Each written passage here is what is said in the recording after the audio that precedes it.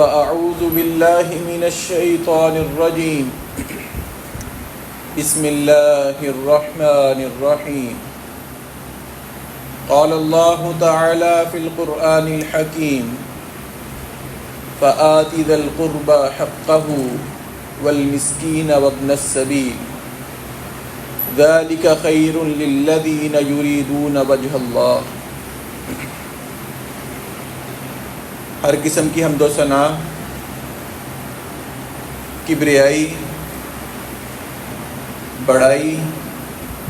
اللہ وحدہ لا شریک کی ذات کے لیے، جو اکیلا ہی اس کائنات کا خالق و مالک ہے۔ لاکھوں کروڑوں درود و سلام سید الاولین، امام الانبیاء، فخر الانبیاء، سرتاج رسول جناب محمد الرسول اللہ صلی اللہ علیہ وسلم کی ذات اقدس پر۔ دین اسلام کے اگر مشکل ترین کاموں میں سے دیکھا جائے تو ایک مشکل ترین کام اپنے رشتہ داروں کے ساتھ صلہ رحمی کرنا ہے۔ بظاہر سن کر یہ آسان لگتا ہے کہ انسان کسی اپنے کے ساتھ صلہ رحمی کرے، لیکن جب انسان یہ دیکھے کہ اپنے اس کے رشتہ دار اس کے ساتھ اچھا سلوک نہیں کر رہے، اس کے رشتہ دار اس کے خلاف پروپیگنڈا کر رہے ہیں، اس کے راستے میں ترقی میں رکاوٹ بن رہے ہیں، پھر انسان کے لیے یہ کام کرنا بہت ہی مشکل ہو جاتا ہے کہ ایک طرف سے اس کے لیے رکاوٹیں پیدا کی جا رہی ہوں، نفرت کا بیج بویا جا رہا ہو، حسد کیا جا رہا ہو، اس کے لیے مختلف طرح سے سازش کی جا رہی ہو، اس کا معاشرے میں جینا مشکل کیا جا رہا ہو، اس کے ارد گرد اس کا دائرہ کار تنگ کیا جا رہا ہو، وہاں پر اللہ رب العزت نے فرمایا فآت ذا القربى حقه والمسکین وابن السبیل، فرمایا اپنے رشتہ داروں کا، قریبیوں کا حق ادا کرو، رشتہ داروں پہ خرچ کرو، مسافروں پہ خرچ کرو، اور مساکین جو غریب لوگ ہیں ان پر خرچ کرو۔ آگے فرمایا ذالک خیر للذین یریدون وجہ اللہ، کہ بظاہر یہ کام بہت مشکل ہے، لیکن فرمایا جس آدمی کی طمع، جس آدمی کا مقصد دنیا میں بدلہ لینا نہ ہو، بلکہ ذالک خیر للذین یریدون وجہ اللہ، جس کا مقصد صرف اللہ کی رضا ہو، اللہ کے چہرے کی خوشنودی حاصل کرنا ہو، فرمایا یہ کام اس کے لیے بہت بہترین کام ہے۔ کہاں پر انسان کسی مسکین کو مال دینے لگے، دل میں خواہش پیدا ہوتی ہے کہ فطرت ہے کہ یہ شاید میرے کام آ سکے، لیکن پتہ ہے کہ اس سے کام کوئی مالی کام نہیں ہو سکتا، یہ تو مسکین سا آدمی ہے، شاید کہ میرے کام آ جائے، میں اس سے کوئی اپنی ضرورت پوری کروا لوں۔ لیکن آگے فرمایا وہ اپنا سبیل، مسافر پہ خرچ کرنا ہے۔ نیت کیا ہوگی کہ مسافر ہے، نہ اس کو میں جانتا ہوں نہ یہ مجھے جانتا ہے، یہ تو سفر میں ہے، سفر میں انسان عارضی طور پر کسی سے ملاقات کرتا ہے، وہ ملاقات شاید پہلی اور آخری ملاقات ہوتی ہے، پتہ ہے کہ اس سے دوبارہ ملاقات نہیں ہو سکتی، یہ میرے کسی کام نہیں آ سکتا۔ فرمایا مسافر کا بھی حق ادا کرو، جیسے مسافر کو خرچ کرنا ہے، مسافر کی ضروریات کا خیال کرنا ہے، ذہن میں خیال یہ ہے دوبارہ اس سے ملاقات نہیں ہو سکتی، صرف اللہ کی رضا کے لیے اس کی مدد کرنی ہے۔ یہی خیال مسکین کی مدد کرتے ہوئے آئے کہ اس کو میں مال دینے لگا ہوں، میرے کوئی اس سے ذاتی مفاد نہیں ہے، یہ تو خود بیچارہ کمزور ہے، میں اس سے کیا اپنا مفاد حاصل کروں گا۔ اور فرمایا یہی تمہاری سوچ رشتہ داری کے بارے میں ہونی چاہیے۔ جب رشتہ داروں کو مال دو، ان کی ضروریات کا خیال کرو، ان سے صلہ رحمی کرو، ذہن میں یہی خیال ہو میں نے ان سے بدلہ نہیں لینا، بلکہ اللہ رب العزت کی ذات کی خوشنودی کے لیے یہ کام کر رہا۔ اسی لیے اللہ رب العزت نے صلہ رحمی کے متعلق قرآن کریم میں بے شمار آیات میں اس کا تذکرہ کیا۔ کہیں فرمایا واتقوا اللہ، اللہ سے ڈر جاؤ جس کے نام پر تم آپس میں رشتہ داری قائم کرتے ہو۔ کہیں اللہ رب العزت نے اس کو اپنے ساتھ بھی جوڑ لیا، فرمایا وَاعْبُدُوا اللَّهَ، اللہ رب العزت کی عبادت کرو، وَلَا تُشْرِكُوا بِهِ شَيْئًا، اللہ کے ساتھ کسی کو شریک نہیں ٹھہرانا، وَبِالْوَالِدَيْنِ إِحْسَانًا، والدین کے ساتھ احسان کرو، وَذِي الْقُرْبَى، اور رشتہ داروں کا بھی خیال کرو، ان کے ساتھ بھی صلہ رحمی کرنی ہے، ان کے ساتھ بھی احسان کرنا ہے۔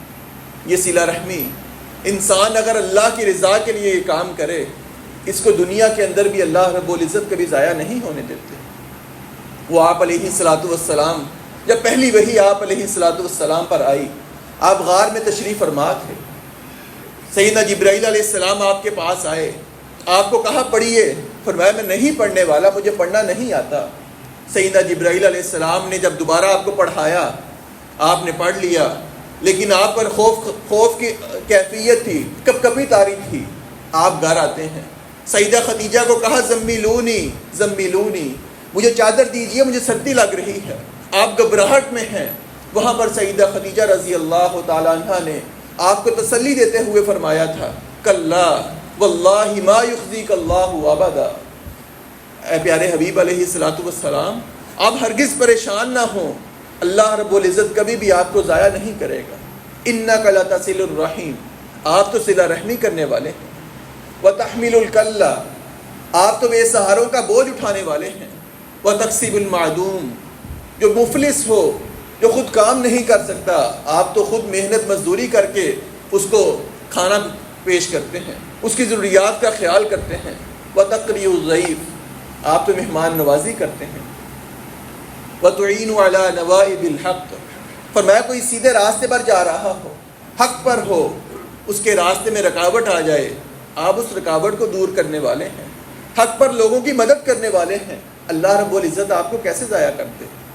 صلہ رحمی کا اللہ رب العزت نے آپ علیہ الصلاۃ والسلام کو اس وقت بھی اللہ رب العزت نے آپ کو حوصلہ دیا جب آپ کا کبھی کا عالم تھا، آپ علیہ الصلاۃ والسلام گھبراہٹ کا شکار تھے۔ وہاں سیدہ خدیجہ نے آپ کو یہ کہہ کر تسلی دی کہ آپ صلہ رحمی کرنے والے ہیں، اللہ کبھی ضائع نہیں کرے گا۔ آج انسان صلہ رحمی کرے، بدلے میں اس کے ساتھ برا سلوک کیا جائے، انسان اپنی ساری نیکیوں کو ختم کر دیتا ہے کہ اگر یہ میرے ساتھ اچھا سلوک نہیں کرتے میں کیوں کروں۔ وہاں پر انسان کو یہی بات یاد رکھنی چاہیے کہ آپ علیہ الصلاۃ والسلام نے صلہ رحمی کی تو اللہ رب العزت نے گھبراہٹ میں، پریشانی کے وقت آپ علیہ الصلاۃ والسلام کو اکیلا نہیں چھوڑا۔ ہاں مشکلات آئی، آپ نے صبر سے کام لیا، پھر اللہ رب العزت نے آپ کو دنیا میں بھی اور آخرت میں بھی اللہ رب العزت اس کا اجر سے نوازنے والے۔ صلہ رحمی کے فضائل کو دیکھا جائے تو سب سے پہلی فضیلت آپ علیہ الصلاۃ والسلام نے اس کی بیان فرمائی، فرمایا من سرہ ان یمد لہ فی عمرہ، جس آدمی کی خواہش ہو کہ اس کی عمر میں اضافہ کر دیا جائے، ویوسع لہ فی رزقہ، اس کے رزق میں اضافہ کر دیا جائے،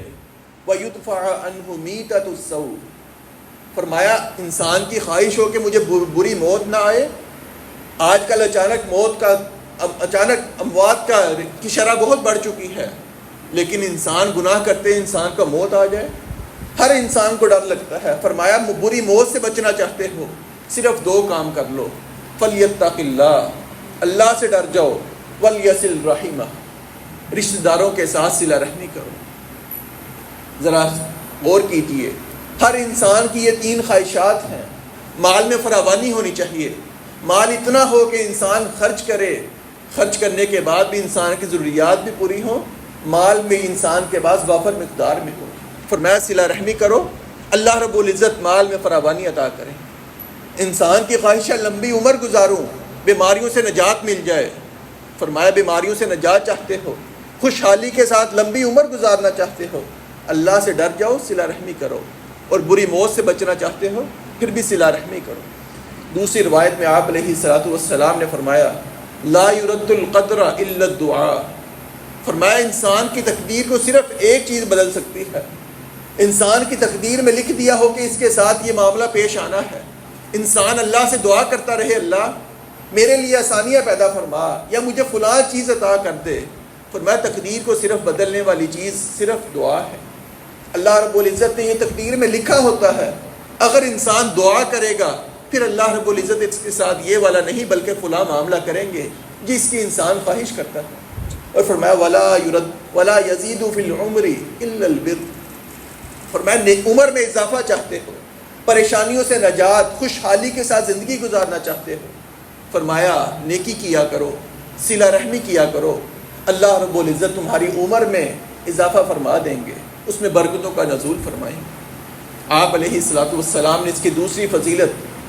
فرمایا کہ جو صلہ رحمی ہے وہ اللہ رب العزت کی رحمت کو واجب کر دینے والی ہے۔ جب صلہ رحمی نے اللہ رب العزت سے گلہ کیا، کہا اللہ میں تو کمزور ہوں کہ صلہ رحمی لوگ بہت کم کریں گے، میرے ساتھ لوگ اچھا سلوک نہیں کریں گے، اس وقت اللہ رب العزت نے فرمایا، حدیث قدسی ہے، فرمایا الرحیم معلقۃ بالعرش۔ آپ علیہ الصلوۃ والسلام نے فرمایا جو صلہ رحمی ہے یہ اللہ کے عرش کے ساتھ معلق ہے، لٹکا دی گئی ہے۔ تو اللہ رب العزت نے فرمایا انا اللہ و انا الرحمن۔ آپ علیہ الصلوۃ والسلام نے فرمایا، حدیث قدسی ہے، اللہ رب العزت فرماتے ہیں انا اللہ، میں اللہ رب العزت کی ذات، و انا الرحمن، میں رحمان بھی ہوں۔ فرمایا خلقت الرحمہ، میں نے صلہ رحمی کو پیدا کیا، وشققت لها اسما من اسمی، صلہ رحمی کا نام، رحم کا نام بھی فرمایا رحمان نے اپنی ذات سے نکالا۔ اور اللہ رب العزت نے صلہ رحمی کو خوش کرتے ہوئے فرمایا کیا اس بات پر راضی نہیں؟ فمن وصلها وصلته، جس نے صلہ رحمی کو جوڑا، رشتہ داری کو جوڑا، اللہ نے فرمایا میں اس کو جوڑ دوں گا۔ ومن قطعها قطعته، اور جس نے صلہ رحمی کو توڑ دیا، قطع تعلقی کر لی، اللہ رب العزت نے فرمایا میں بھی اس کو توڑ کے رکھ دوں۔ آج انسان بظاہر اپنے رشتہ داروں کے ساتھ نہ ملے اور پھر یہ ذہن میں خیال ہو کہ میں سیدھے راستے پر ہوں، مجھے کوئی پریشانیاں نہیں ہیں، میرے ساتھ معاملات آسان ہو رہے ہیں، یہ اس کے ذہن محض خام خیالی ہے۔ اللہ رب العزت نے فرمایا جو صلہ رحمی نہیں کرتا، رشتہ داروں سے اپنا تعلق توڑ لیتا ہے، فرمایا میں اس سے اپنا تعلق توڑ لیتا ہوں۔ جب اللہ رب العزت کسی کو توڑ دیں، کسی سے اپنا تعلق ختم کر دیں، وہ انسان کیسے راہ راست پر ہو سکتا ہے؟ تیسری فضیلت صلہ رحمی کی آپ علیہ الصلوۃ والسلام نے فرمایا تعلموا من انسابکم ما تصلون به ارحامکم، فرمایا اپنے نسب کو یاد رکھا کرو، اپنے خاندان کا نام، اپنے بڑوں کا نام یاد رکھا کرو کہ کون کون میرے خاندان سے ہے۔ فرمایا اس کا فائدہ یہ ہوگا فإن الصلة الرحم محبۃ فی الاہل، تم صلہ رحمی کرو گے، صلہ رحمی اس وقت کر سکو گے جب تمہیں اپنے خاندان کے نام کا پتہ ہوگا کہ میری جو نسل آ رہی ہے میرے بڑوں کا نام یہ تھا۔ فرمایا تم ان کا نام یاد رکھو، نام یاد رکھو کہ صلہ رحمی کرنے میں آسانی ہوگی، صلہ رحمی کرو گے۔ فرمایا 3 فائدے اللہ رب العزت تمہیں دے گی۔ محبت فی الاہل، گھر والوں کے درمیان اللہ رب العزت محبت پیدا کریں گے، تم صلہ رحمی کرو گے، خاندان کے لوگوں میں آپس میں محبت پیدا ہو جائے گی۔ مسرات فی المال، اللہ رب العزت مال میں فراوانی عطا کریں گے۔ ومنزعۃ فی الاثر، اللہ رب العزت بری موت سے بچا لیں گے، تمہیں عافیت کے ساتھ لمبی عمر عطا فرمائیں گے۔ تو پتہ لگا صلہ رحمی کرنا خاندان میں محبت کا باعث بنتا ہے، رزق میں اضافے کا باعث، اللہ رب العزت کی رحمت کا باعث۔ اور چوتھے نمبر پر آپ علیہ الصلوۃ والسلام نے مومن کی علامت کو بیان کرتے ہوئے فرمایا من کان یؤمن باللہ والیوم الآخر فلیصل رحمہ، فرمایا مومن ہو، اپنا مومن پن ثابت کرنا چاہتے ہو، فرمایا اگر تمہارا اللہ کی ذات پر ایمان ہے، آخرت کے دن پر ایمان ہے، یعنی تم مومن ہو، تو مومن کے شان ہے فلیصل رحمہ، کہ وہ اللہ رب العزت نے جو رشتے جوڑے ہیں ان کے ساتھ صلہ رحمی کرے، ان کے ساتھ اچھا سلوک کرے۔ اور جنت میں لے جانے والے اعمال، کہ جب ایک صحابی نے آپ علیہ الصلوۃ والسلام کے پاس آ کر پوچھا اللہ کے رسول علیہ الصلوۃ والسلام مجھے کوئی ایسا عمل بتائیں جو میں عمل اختیار کروں، اللہ رب العزت میرے لیے جنت کا راستہ آسان کر دے۔ آپ علیہ الصلوۃ والسلام نے 4 اعمال کو بیان فرمایا میرے صحابی یہ 4 کام تم کر لو، اللہ رب العزت تمہیں جنت کا داخلہ نصیب فرمائیں۔ فرمایا تعبد اللہ ولا تشرک بہ شیئا، اللہ کے عبادت میں خاص کر لو، خالصتاً ایک اللہ کی عبادت کرو، اللہ کے ساتھ کسی کو شریک نہ ٹھہراؤ۔ وتقیم الصلاۃ، نماز قائم کرو، وتؤتی الزکاۃ، زکوٰۃ کو ادا کرو، وتصل الرحم، اور صلہ رحمی کیا کرو۔ یہ 4 کام تم کر لو، اللہ رب العزت تمہارا جنت میں جانے کا راستہ آسان فرمائے۔ اور سیدنا ابو بکر رضی اللہ تعالیٰ عنہ کہ جب مصطح بن اثاثہ رضی اللہ تعالیٰ عنہ نے تہمت لگا دی منافقین نے سیدہ عائشہ پر تہمت لگائی کہ سیدہ عائشہ نے نعوذ باللہ من ذالک بدکاری کی ہے۔ 3 صحابہ اکرام نے بھی منافقین کی بات میں ہاں ملا دی۔ ان میں سے ایک سیدہ مستح رضی اللہ تعالیٰ عنہ تھے۔ سیدہ ابوبکر رضی اللہ تعالیٰ عنہ کے خاندان کے آدمی تھے، اور ان کا خرچہ بھی ماہانہ سیدہ ابوبکر اٹھایا کرتے تھے، لیکن سیدہ ابوبکر کی بیٹی پر تہمت لگ گئی۔ آپ نے حامی بھی بھر لی، منافقین کی بات میں ہاں ملا دی۔ اب ایک باپ کے ہونے کی حیثیت سے اس کی بیٹی پر کوئی الزام لگا دے اور اس کا خرچہ بھی اس کے باپ کی طرف سے جاتا ہو، ہم سمجھ سکتے ہیں کہ باپ کی کیفیت کیا ہوگی۔ انسان اپنے طور پر دیکھے تو یہی کہے گا کہ تو میرے خرچے پر پلنے والا میرے گھر والوں کے بارے بات کرتا ہے۔ سیدنا ابوبکر رضی اللہ تعالیٰ عنہ غصے میں آئے، یہی ذہن میں خیال آیا، قسم اٹھا بیٹھے آج کے بعد میں مستح کا خرچہ نہیں اٹھاؤں گا،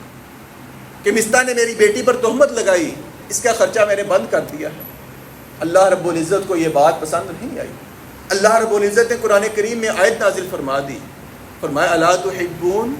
کہ تم پسند نہیں کرتے ان یغفر اللہ لکم، کہ اللہ رب العزت تمہارے گناہوں کو معاف کر دے۔ سیدنا ابوبکر نے یہ آیت سنی،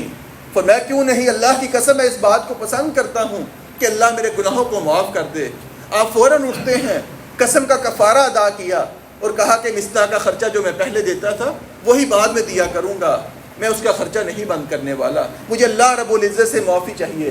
صلہ رحمی کا فائدہ یہ بھی ہے کہ اللہ رب العزت گناہوں کو معاف کر دیتے ہیں۔ اور اس کے بعد دیکھا جائے تو آپ علیہ السلام نے فرمایا کہ انسان کسی مسکین پر خرچ کرے اس کو 1 گنا ثواب ملتا ہے۔ الصدقۃ علی المسکین،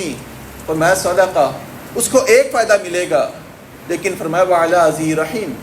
اگر کسی اپنے پر خرچ کرے گا فرمایا سنتان، اس کو اللہ رب العزت 2 فائدے دیں گے۔ 1 فائدہ صدقہ کرنے کا فائدہ ملے گا، اور دوسرا فائدہ فرمایا صلہ رحمی کا ملے گا،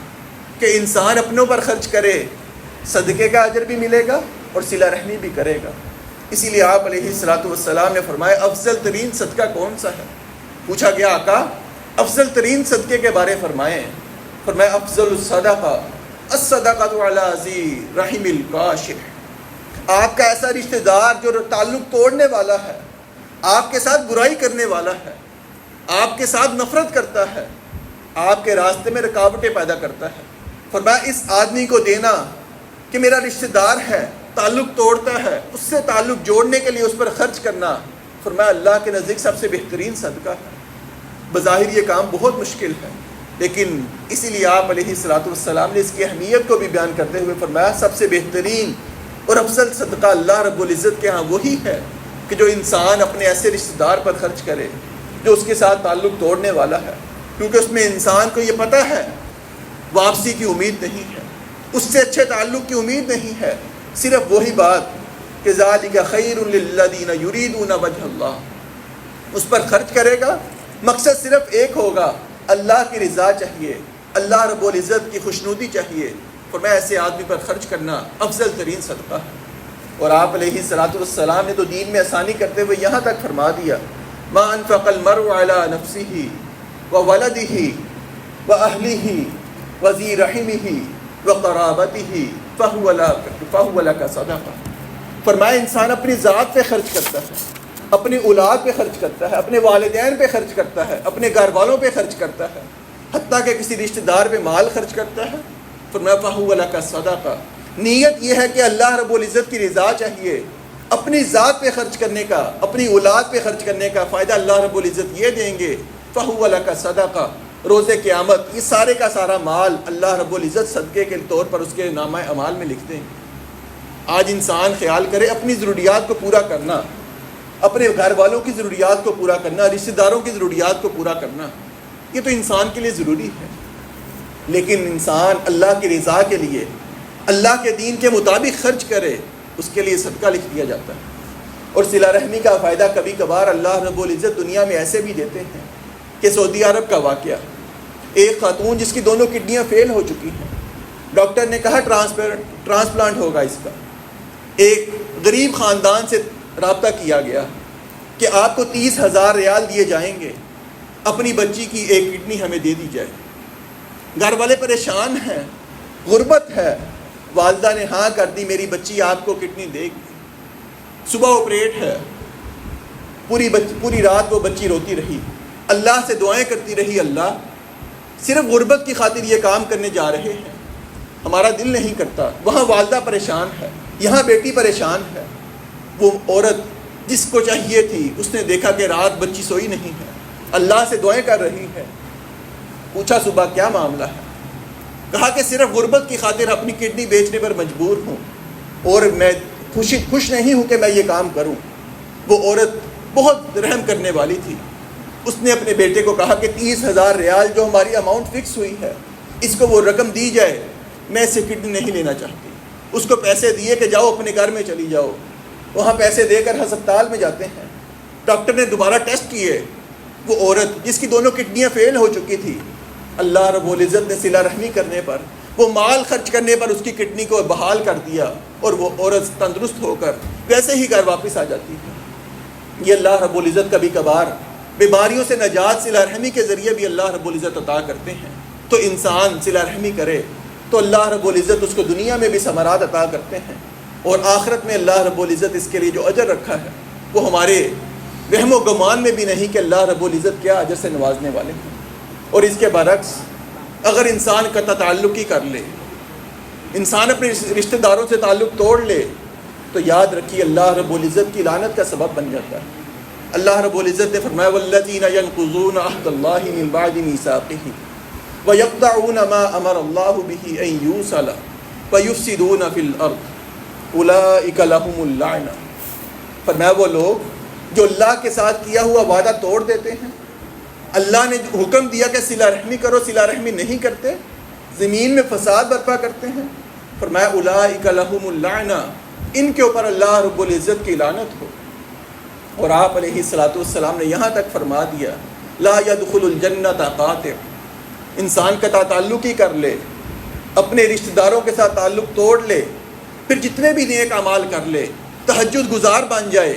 5 وقت کی نماز پڑھے، روزے رکھے، نفلی حج کرتا رہے، فرمایا لا يدخل الجنۃ قاطع، قطع تعلقی کر لی، اس کے بعد یاد رکھو جنت میں انسان اس وقت تک نہیں جا سکتا، وہ انسان نہیں جا سکتا جو قطع تعلقی کرنے والا ہے۔ بلکہ آپ علیہ الصلوۃ والسلام نے یہاں تک فرما دیا ما من ذنب احرى ان يعجل اللہ من العقوبۃ الدنیا، انسان کوئی ایسا گناہ، فرمایا صرف 2 گناہ ایسے ہیں جس کی سزا اللہ رب العزت دنیا میں بھی دے دیتے ہیں، آخرت کی سزا اس کے علاوہ ہے۔ فرمایا وہ 2 گناہ، انسان کسی سے بغاوت کرے، اللہ رب العزت اس کی پکڑ دنیا میں بھی کرتے ہیں اور آخرت میں پکڑ ہوگی۔ دوسرا فرمایا قطع تعلقی کرنا، انسان قطع تعلقی کر لے، رشتہ داروں سے تعلق ختم کر لے، فرمایا اس کی سزا آخرت میں تو ہے ہی ہے، دنیا میں بھی اللہ رب العزت اس کو پکڑتے ہیں، اور اتنا جلدی پکڑتے ہیں کہ انسان کی آنکھوں کے سامنے اس کے ساتھ جو معاملہ اللہ رب العزت کرتے ہیں پھر وہ ناقابل بیان ہوتا ہے۔ اور آپ علیہ الصلوۃ والسلام نے یہ بھی فرمایا ان اعمال بنی آدم تعرض کل خمیس یوم لیلۃ الجمعہ، فرمایا جمعے کی رات یعنی جمعرات کے دن ہر بنی آدم کا معاملہ اللہ رب العزت کے سامنے پیش کیا جاتا ہے۔ فرمایا صرف ایک آدمی جو قطع تعلقی کرنے والا ہے اس کا عمل اللہ رب العزت قبول نہیں کرتا۔ یعنی انسان پورا ہفتہ عبادت کی، اللہ کے راستے میں مال خرچ کیا، قرآن کریم کی تلاوت کی، دیگر نیک اعمال کیے، لیکن جمعرات کے دن اللہ کے پاس نامہ اعمال گیا، قطع تعلقی کرنے والا ہے، رشتہ داری توڑنے والا ہے، فرمایا اللہ رب العزت اس کی عبادت قبول نہیں کرتے۔ اس لیے عبداللہ بن مسعود رضی اللہ تعالیٰ عنہ جب آپ درس حدیث دیتے، اس کے بعد کبھی دعا کروانے لگتے، دعا سے پہلے یہ بات کہا کرتے میری مجلس کے اندر جو آدمی قطع تعلقی کرنے والا ہے یہاں سے اٹھ چلا جائے، اس کی وجہ سے ہماری دعا بھی قبول نہیں ہوگی۔ ایسے ہی سیدنا ابو ہریرہ رضی اللہ تعالیٰ عنہ درس حدیث دے رہے تھے، فرمانے لگے جو میری مجلس میں آدمی بیٹھا ہے جو قطع تعلقی کرنے والا ہے وہ میری مجلس سے اٹھ کے چلا جائے، اس کی وجہ سے ہماری دعا قبول نہیں ہوتی۔ ایک آدمی اٹھا چلا جاتا ہے، تھوڑی دیر کے بعد واپس آیا، پوچھا کہاں سے آئے ہو؟ کہا آپ کی بات سنی تھی، میں اپنے خاندان میں اپنی پھپھو سے ناراض تھا، ان سے معافی مانگنے گیا تھا، ان سے معافی مانگ کر دوبارہ میں آپ کی مجلس میں آیا ہوں، اب دوبارہ دعا کیجیے۔ یہ سیدنا ابو ہریرہ رضی اللہ تعالیٰ عنہ کا عمل تھا۔ اور مسلمانوں کا عمل دیکھا جائے تو مسلمان تو وہ تھے جو اپنی جان کی خاطر اپنے آپ کو تکلیف میں برداشت کر لیتے، اپنے مسلمان کو تکلیف نہیں پہنچنے دیتے۔ آج فراوانی ہو، خوشحالی ہو، اس کے باوجود بھی ہم اپنا خیال کرتے ہیں، اپنے بھائی کا خیال نہیں کرتے۔ آپ علیہ الصلوۃ والسلام کا زمانہ مبارک ہے، جنگ کا موقع ہے، جنگ میں کچھ آدمی شدید زخمی ہیں، زندگی موت کی کیفیت میں ہیں، شاید کہ ابھی موت واقع ہو جائے۔ ایک آدمی نے پانی طلب کیا، اس کو پانی دیا گیا، پانی پینے لگا ہے، اس کے ہاتھ میں جام ہے۔ دوسرے بھائی کی آواز آ گئی، مجھے پانی کی ضرورت ہے۔ اس نے خود پانی نہیں پیا، کہا میرے بھائی کو پانی پلا دیجیے۔ اس کے پاس گیا، پانی پینے لگا، برتن ہاتھ میں پکڑا، پیچھے سے تیسرے آدمی کی آواز آ گئی، مجھے پانی کی ضرورت ہے۔ اس نے کہا میں پانی نہیں پیوں گا، میرے بھائی کو پانی پلاؤ، اس کو زیادہ ضرورت ہے۔ تیسرے کے پاس گیا، حتیٰ کہ تینوں اللہ کے راستے میں شہید ہو گئے۔ کسی نے پانی نہیں پیا لیکن اپنے بھائی کی ضرورت کا خیال رکھا۔ یہ مسلمانوں کا رویہ اللہ رب العزت نے بیان فرمایا۔ اور قطع تعلقی کی سزا یہ بھی کافی ہے کہ آپ علیہ الصلوۃ والسلام سے جب پوچھا گیا اللہ کے نزدیک سب سے بدترین اعمال کون سے ہیں، آپ نے فرمایا اللہ کے ساتھ کسی کو شریک ٹھہرانا اللہ کے نزدیک سب سے برا عمل ہے۔ اور اس کے بعد قطع تعلقی کرنا اللہ کے نزدیک سب سے برا عمل ہے۔ اور تیسرے نمبر پر فرمایا کسی کو نیکی سے روکنا اور گناہ کی تعلیم دینا، یہ اللہ کے نزدیک سب سے برا عمل ہے۔ آج ہم اس پر بھی غور کریں، سوشل میڈیا کے ذریعے ہم کس طرح گناہ کی تعلیمات کو فروغ دیتے ہیں۔ واٹس ایپ پہ کوئی اسٹیٹس لگانا ہے، پیچھے گانا لگا دیا، وہ گانا خود تو سننا ہے، خود تو گناہ کمانا ہے، لیکن جو افراد گانا سنتے چلے جائیں گے، کسی کو وہ ڈائلاگ پسند آ گئے، وہ بھی بعد میں سنے گا، آگے شیئر کرے گا، نامہ اعمال میں آپ کے گناہ لکھا جا رہا۔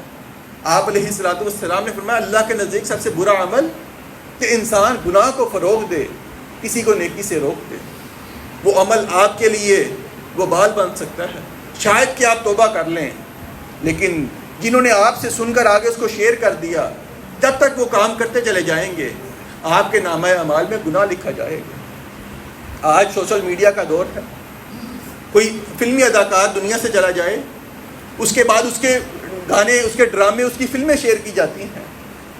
کاش کہ اس کو وہ موقع مل سکے، اس کی قبر کے اندر یہ خواہش ہوگی کاش کہ یہ کام بند ہو جائے، کاش کہ میرے گناہ والے کام، میرے گانے، میری فلمیں لوگ دنیا میں شیئر نہ کریں۔ اور اس کے برعکس کوئی عالم دین دنیا سے چلا جائے،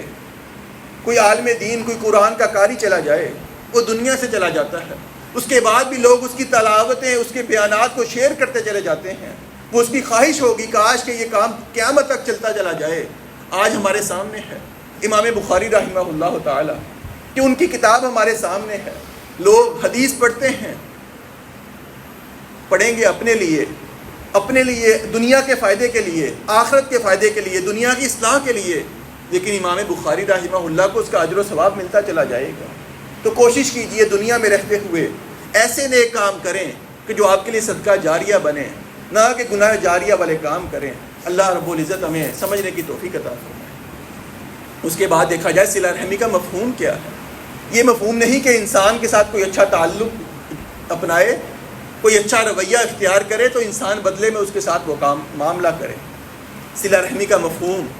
آپ علیہ الصلوۃ والسلام نے کر کے بھی دکھایا اور اپنی زبان مبارک سے بھی فرمایا، لیس المکافی لیس الواصل بالمکافی، فرمایا صلہ رحمی یہ نہیں کہ آپ کسی کو عدلے کا بدلہ دیں، لیکن صلہ رحمی تو یہ ہے کوئی آپ کے ساتھ تعلق توڑنے والا ہے، آپ اس کے ساتھ تعلق جوڑ کے دکھائیں۔ فتح مکہ کا موقع ہے، آپ علیہ الصلوۃ والسلام جب فتح مکہ کے موقع پر مکہ میں داخل ہو رہے ہیں، آپ کے پاس آج اختیار ہے، بدلہ لے سکتے ہیں۔ ایک صحابی نے کہا الیوم یوم الملحمہ، آج تو گوش کرنے کا دن ہے، آج تو کفار کی گردن کو اتار دیا جائے گا۔ آپ علیہ الصلوۃ والسلام نے صحابی کے کندھے پہ ہاتھ رکھا، فرمایا الیوم یوم مرحمہ، آج تو رحم کرنے کا دن ہے، صلہ رحمی کرنے کا دن ہے۔ پھر آپ علیہ الصلوۃ والسلام نے صلہ رحمی کر کے دکھائی، فرمایا جو آگے لگ کے کسی کے بھاگ جائے، مقابلہ کرنے سے باز آ جائے، اس سے تم نے مقابلہ نہیں کرنا۔ جو ابو سفیان کے گھر میں چلا جائے اس سے مقابلہ نہیں کرنا، جو حکیم بن حزام کے گھر چلا جائے اس سے مقابلہ نہیں کرنا، جو عورتیں ہیں، جو بچے ہیں، جو بوڑھے لوگ ہیں، ان کو قیدی نہیں بنانا، ان سے ہمارا کوئی مقابلہ نہیں۔ جو میدان میں آ کے لڑیں گے ہم نے ان سے مقابلہ کرنا ہے۔ اس کے بعد بھی 2000 قیدی بنا لیے گئے۔ آپ علیہ الصلوۃ والسلام بیت اللہ میں جاتے ہیں، جو بیت اللہ کا دروازہ ہے آپ اس پر چڑھتے ہیں۔ آپ علیہ الصلوۃ والسلام نے 2000 قیدیوں کو مخاطب ہو کر فرمایا، آج وہ دن مجھے یاد ہے کہ میں سجدے کی حالت میں جایا کرتا، تم میرے اوپر اوجریاں رکھا کرتے، تم نے میرے نام بھی بگاڑے، تم نے سیدنا بلال کو تکلیف بھی پہنچائی، تم نے میری صحابیہ کی آنکھ میں گرم سلائیاں ڈال کے ان کی بینائی کو بھی ختم کر دیا، تم نے میری صحابیہ کو اس انداز سے بھی تکلیف پہنچائی کہ ان کے جسم کے 2 حصے کر دیے گئے،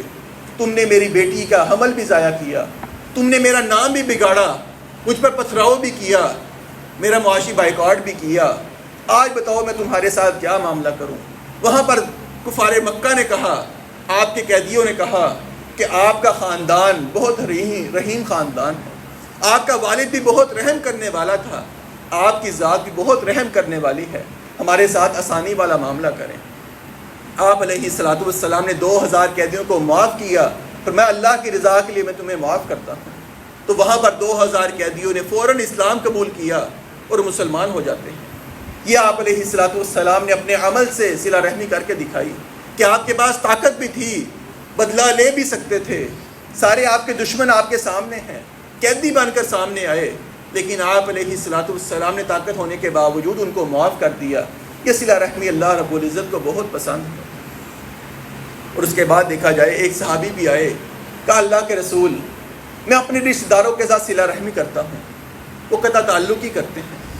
میں ان کے ساتھ اچھا سلوک کرتا ہوں، وہ بدسلوکی کرتے ہیں، میں ان کے ساتھ اچھا رویہ اختیار کرتا ہوں، وہ جاہلانہ رویہ اختیار کرتے ہیں، میں کیا کروں؟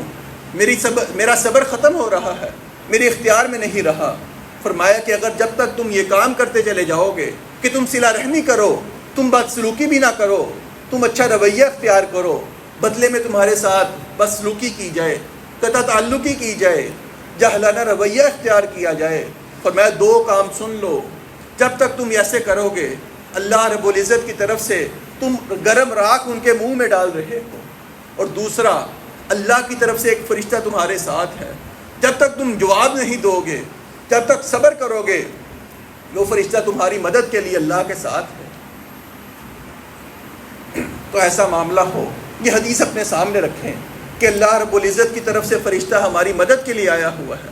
اگر ہم نے جواب دے دیا تو یہ فرشتہ ہماری طرف سے چلا جائے گا، پھر ہمارے کام جو آسان بظاہر لگتے تھے کہ کام کیسے ہو رہے ہیں، وہ کام اللہ کے فرشتے کے ذریعے ہو رہے ہوتے ہیں۔ تو یہ کام یاد رکھیے کہ آپ علیہ الصلوۃ والسلام نے فرمایا کہ اگر صلہ رحمی کرنی ہے اس کا آغاز کیسے کیا جائے؟ فرمایا اذا آت اللہ احدکم خیرا، اللہ رب العزت جو اب تمہیں مال عطا کرتے ہیں کسی ایک کو، فلیبدأ بنفسہ واہل بیتہ، اس کا طریقہ کار، اس کی ترتیب یہ ہے، سب سے پہلے اپنی ضرورت کو پورا کرنا ہے، اپنے گھر والوں کی ضروریات کو پورا کرنا ہے۔ یہ نہیں کہ آپ کے گھر میں آپ کے والد، آپ کی والدہ، آپ کے بچے بیمار ہوں، آپ ان کی ضروریات کو چھوڑ کر باہر صدقہ کرتے چلے جائیں تاکہ سوشل میڈیا پر آپ وائرل ہو سکیں۔ آپ کے گھر میں کوئی آپ کا خادم بیمار ہے، اس کی ضروریات کا خیال رکھنا آپ کے لیے زیادہ ضروری ہے، اس کے علاوہ کہ آپ باہر جا کے کسی کی ضرورت کو پورا کریں۔ پھر آپ علیہ الصلوۃ والسلام نے فرمایا ما اطعمت علی نفسک فہو لک صدقہ وما اطعمت علی ولدک فہو لک صدقہ وما اطعمت علی زوجک فہو لک صدقہ وما اطعمت علی خادمک فہو لک صدقہ او کما علیہ الصلوۃ والسلام۔ فرمایا انسان اپنی ذات پہ خرچ کرے، اپنے بچوں پر خرچ کرے، اپنے گھر والوں پہ خرچ کرے، حتیٰ کہ اپنے خادم پر خرچ کرے، فہو لک صدقہ، قیامت کا دن ہوگا، میزان عمل جب تولا جائے گا، انسان کا سارا مال جو اپنی ذات پہ خرچ کیا ہو، اللہ یہ کہ اسراف نہ کیا ہو، اللہ یہ کہ جائز ضروریات کو اپنی پورا کیا ہو، اپنے گھر والوں کی ضروریات کو پورا کیا ہو، حتیٰ کہ اپنے خادم کی ضروریات کو پورا کیا ہو، فہو لک صدقہ، قیامت کا دن ہوگا، نامہ اعمال تولے جائیں گے، یہ سارا مال انسان کے نامہ اعمال میں صدقہ کے طور پہ لکھا جائے گا۔ انسان وہاں پر پوچھے گا اللہ یہ نامہ اعمال کہاں سے آئے، یہ صدقہ کہاں کیا تھا؟ اللہ رب العزت فرمائیں کہ تم نے اپنے آپ پر خرچ کیا، تم نے اپنے گھر والوں کی ضروریات کا خیال رکھا، اپنے ملازمین کی ضروریات کا خیال رکھا، تو میرے نزدیک ان ضروریات کا خیال رکھنا تمہارے لیے صدقہ کے طور پر اللہ نے قبول کر لیا ہے۔ اللہ تعالیٰ سے دعا ہے اللہ رب العزت ہمیں صحیح معنوں میں صلہ رحمی کرنے والا بنائے اور قطع تعلقی سے بچائے رکھے، روز قیامت آپ علیہ الصلاۃ والسلام کی شفاعت کا مستحق بنائے۔ وآخر دعوایا ان الحمد للہ رب العالمین۔